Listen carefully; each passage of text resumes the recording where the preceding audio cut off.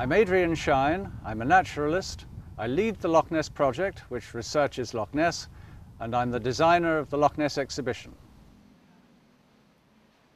I was a schoolboy in the 1960s, and the 1960s were a time when almost anything we wanted could be true.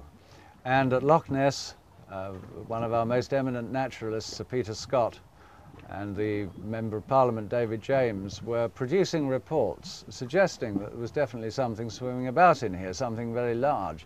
And I was a young and lazy man. And I wanted, I suppose, very quick fame and fortune, and I thought I could probably solve the problem in a couple of years. Well, that's more than 35 years ago now, because I came to conquer, but the place captured me. The great thing about it is a sense of space.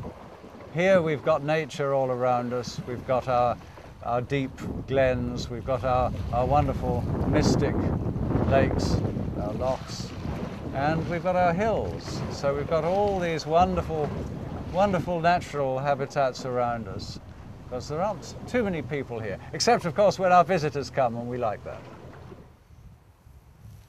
Operation Deep Scan took place in 1987, and it's probably it is the biggest expedition that we've ever had.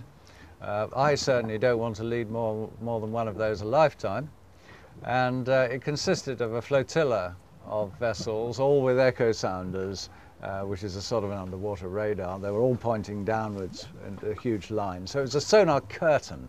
And what we were trying to do was to establish whether some of the interesting sonar contacts we'd got previously were actually moving, or whether they were pieces of debris in some way tethered to the loch bed, like trawling gear. That sort of thing gets dumped in the loch sometimes.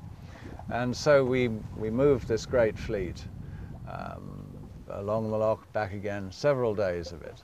And we did actually find that the majority of the contacts we got were fixed, but 3 seemed to move. And we still don't know what they are. Now, the fact I don't know what they are doesn't mean, of course, that they are Jurassic monsters. It might just mean that I don't understand what they are. But a number of expeditions still get these rather enigmatic sonar contacts that we don't fully understand. They seem stronger than the fish we're familiar with, and they lie deeper down in the water column. So that's still one of the things we're sorting out. What creature might be in Loch Ness? From my own personal point of view, I don't actually start there. I start with, what are people seeing?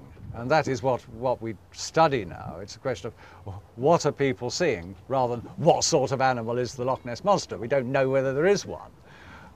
People see things that they describe as large animals. I mean, boat wakes contribute a lot, water birds contribute a certain amount, boats contribute to certain sightings.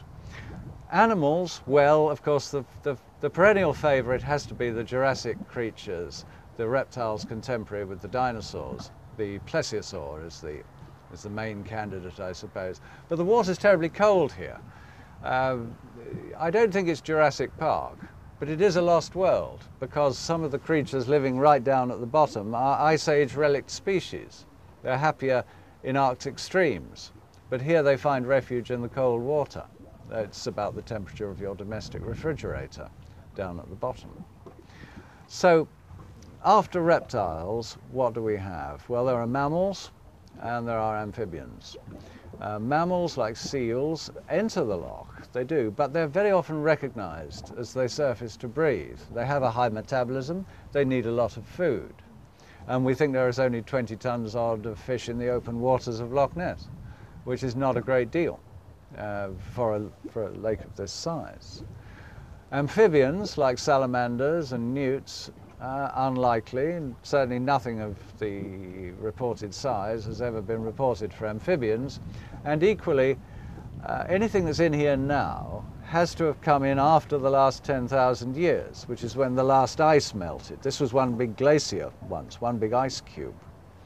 And so the fish we have in here, the creatures we have in here, are from the sea.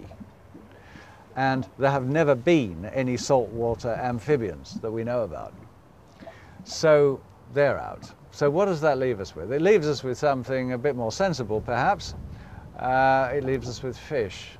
Do the fish have anything to contribute? Well, I am guilty of one particular theory, which relies upon the fact that there is an animal candidate, there is a candidate, which is very reptilian in appearance, which is very large, but very rarely seen in British fresh waters. And it doesn't feed when it comes in. It doesn't feed at all. We're not certain that they come in, but we think they might have come in. So they don't feed, a bit like the salmon. They might come in to spawn. And I'm not going to tell you what it is, because you'll have to come to the exhibition.